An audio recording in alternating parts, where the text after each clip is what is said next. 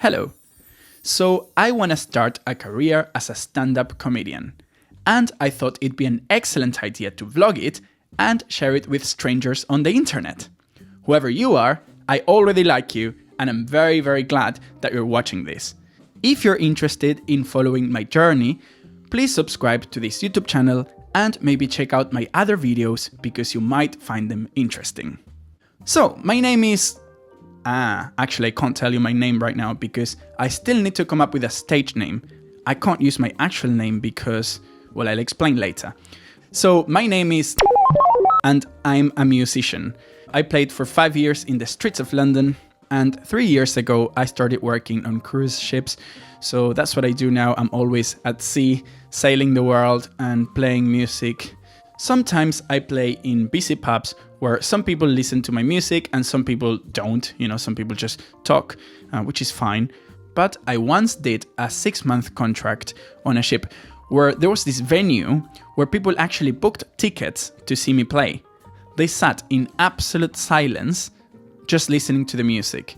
I played in that venue once a week and I did 4 45-minute sets, always for a different audience, of course. And because I had so much attention, I started talking a lot in between my songs. It very quickly became a stand-up comedy show. I started to notice how they actually liked my jokes. And by doing the same jokes over and over, my timing started to improve, and I started to realize how if you change a little word or if you wait an extra second after the punchline, the joke is a lot more effective. And I was like, you know what? This is really, really good. This is so much fun. Maybe I should consider doing stand-up at some point. Right now, I'm having a little break from cruise ships. I'm here on land in London, and I saw this stand-up comedy course, and I thought, you know what? Let's give it a shot. It was a 7-week course, so every Tuesday we have a 2-hour session. The teacher was so good. I'm actually really, really happy with the course, and my classmates were amazing as well. We would always have a drink before and after the class, and during the class as well, now that I come to think of it. Anyway, the course has a showcase, which is tomorrow, and I am so excited. I am definitely a little bit nervous, but it's okay. I reckon it's, part of the job. At least I do have a lot of stage experience because I'm a musician, but at the same time, it's my first time doing a stand-up comedy show. So yeah, I'm definitely a bit nervous. So after my last contract, I went to Southeast Asia on a solo trip. One day in Bali, I was going through a severe case of travel fatigue. And I got a beer and I sat by the pool and I started writing my first ever comedy set, which is the set that I'm performing tomorrow.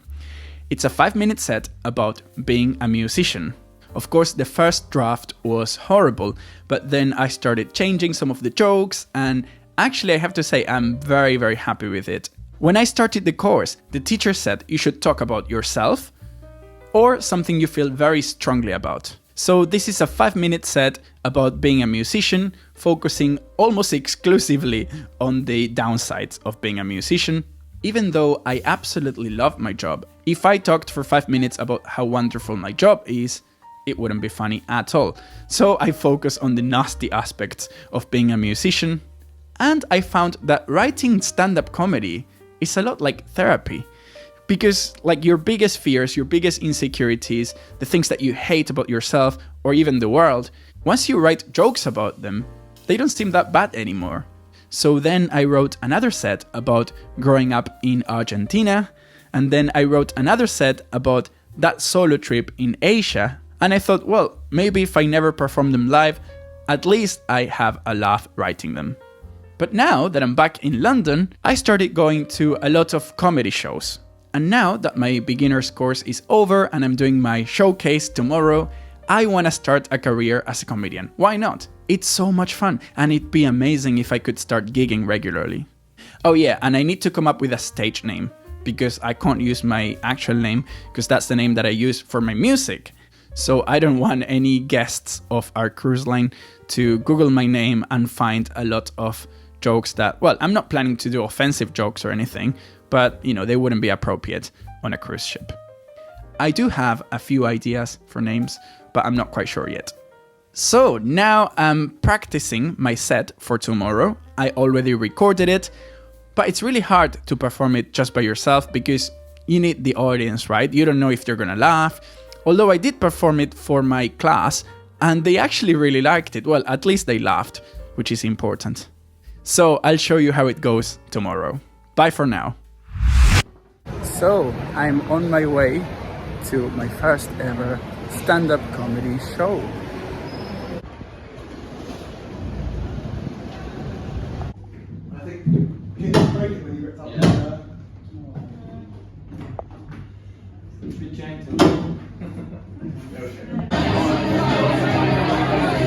I also work on cruise ships. It's a bit like Titanic, except no one wants to fuck me.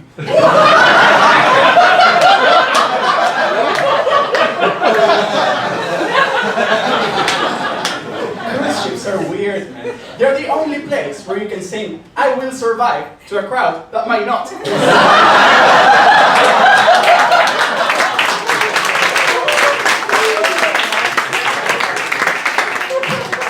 So, I did my first stand-up comedy show last night and it went really well, at least for my first show, I think. It could have been a lot worse.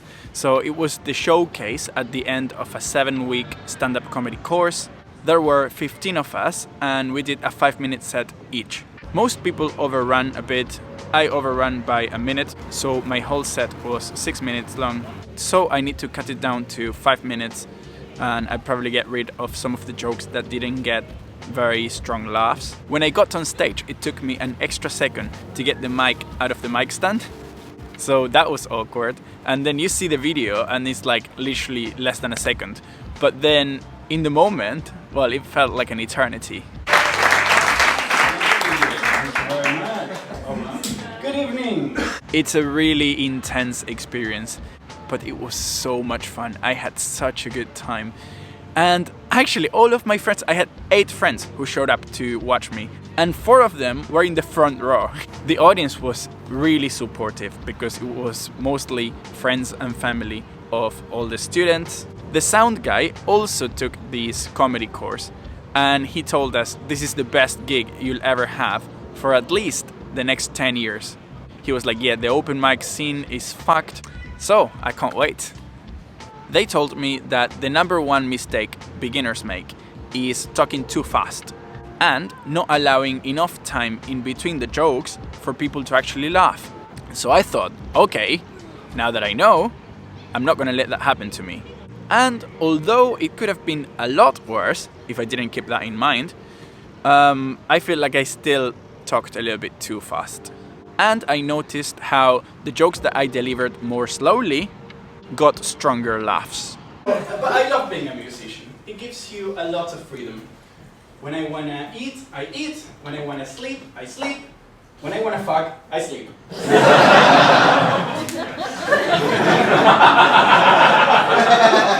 I wish that was a joke. I'm actually writing a song about my sex life. It's a very short song.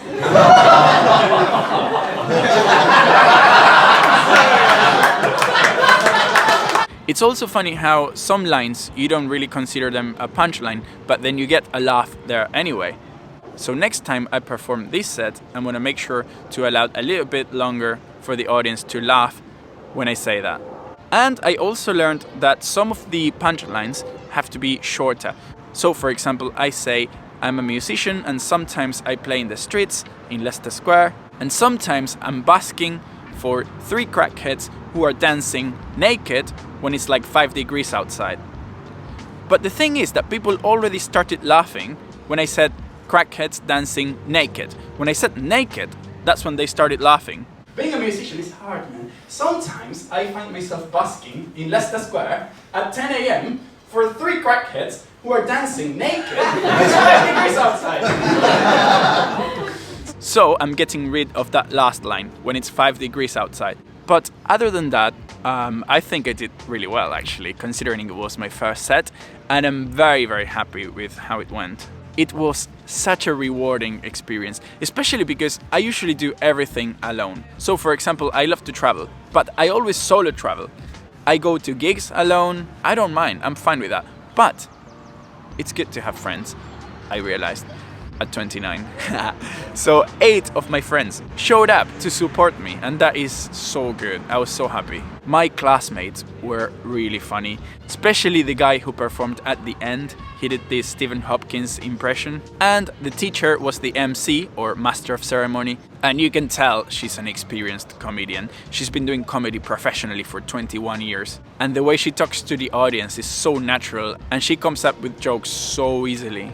So I was incredibly lucky to have her as my teacher. Okay, so the course is over, the showcase is over, and it went really well. Now it's time to try some open mics. They say they are a bit shit. They say the audience is mostly other comedians just waiting for their turn, and they don't really listen to you. But it's the only way I'll get to practice my material. So let's do it! Hello.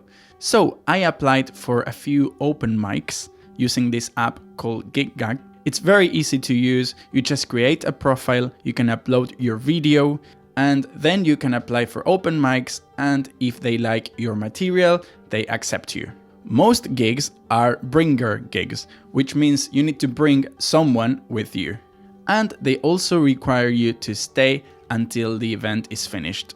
Because if you just do your set and go, by the time the last person performs, there's no one left. So I applied and I successfully booked 3 open mics, 1 today, 1 tomorrow, and 1 the day after tomorrow. Because I work on cruise ships, I'm going away pretty soon, so I've got to make the most out of my time on land. Tonight's gig is in a place called Roomba, which is around here in Piccadilly Circus. And instead of doing the set that I've already done the other day, I like to try a new set. Last time I talked about my job as a musician, but today I'm exclusively talking about working on cruise ships. The problem is that it might not be very relatable, but I think it's got some pretty good jokes. Initially the set was like 7 minutes long, and then I shortened it, so now it's like 4 minutes, which if people laugh, which hopefully they will, that should be 5 minutes. So let's see how it goes. I usually work for other cruise lines, but I did a couple of contracts on a German ship. And I learned one thing. They do not appreciate jokes about the Second World War. They don't, which is a shame because I would have loved to call my boss a fucking Nazi. Instead, I had to settle for calling him a cunt. Hello. So last night I did my first open mic gig as a stand-up comedian. And unfortunately, they were not lying when they said that the comedy open mic scene is a bit grim. It was in a club in central London. It was a Tuesday night. The stage was actually really nice, good lighting and everything. But the audience was mostly other comedians. I think it was 15 comedians and maybe like 5 other people. Before the gig, I had a drink with some of the other comedians, but then the MC, the host, didn't let us know the running order. So I was not sure when I was gonna perform. We did 5 minutes each. Apparently they were very strict about the time. You get a light at 4 minutes, and if you go over your 5 minutes, you get the music. Fortunately, no one's got the music. What I noticed immediately was that the energy was very low, mostly because it was not enough people in the audience, I think. And then when they said my name, I got on stage. It took me an extra second to get on stage because I needed to start filming. Obviously, if I knew the running order, I would have started filming before they said my name, but I didn't know the running order. So I got on stage and I tried a new set, which is maybe not as good as the set that I did the other day in my stand-up comedy showcase. But still, I got a few laughs. Now that I watched the video, I realized it wasn't as bad. But the thing is that my first gig was so good that the bar was too high. But yeah, after my set, I obviously stayed until the end. And the guy that I was talking to, he was sitting next to me. He was really nervous about going on stage. But in the end, he couldn't do a set because we ran out of time.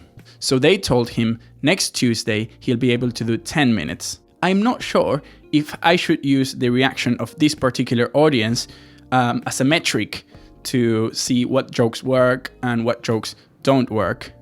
Because it was very few people and it was mostly other comedians, but still, at least I can identify the stronger jokes that I got from that set.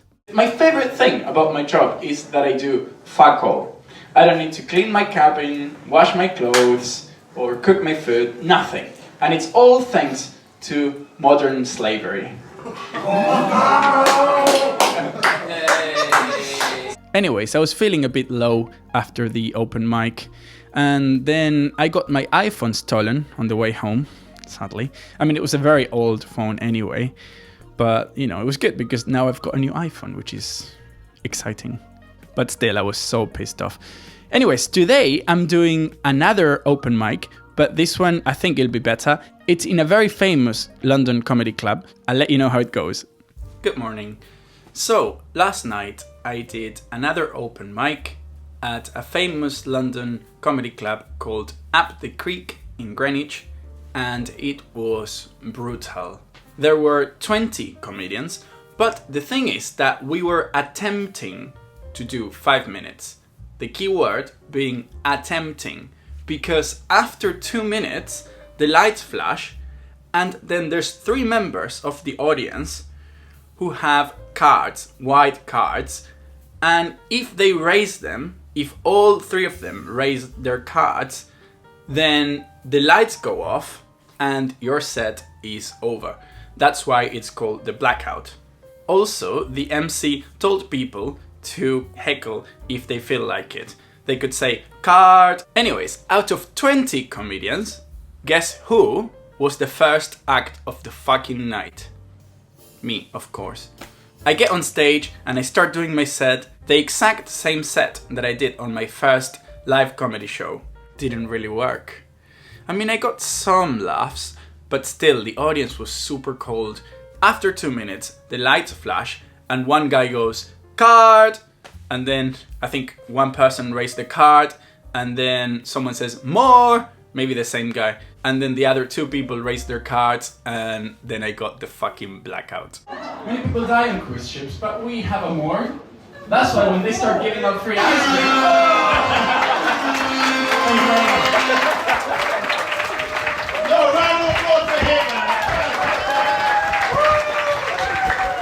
Most comedians got the blackout, and at least the MC didn't roast me, because after some people's set, the MC got back on stage and started talking shit about them.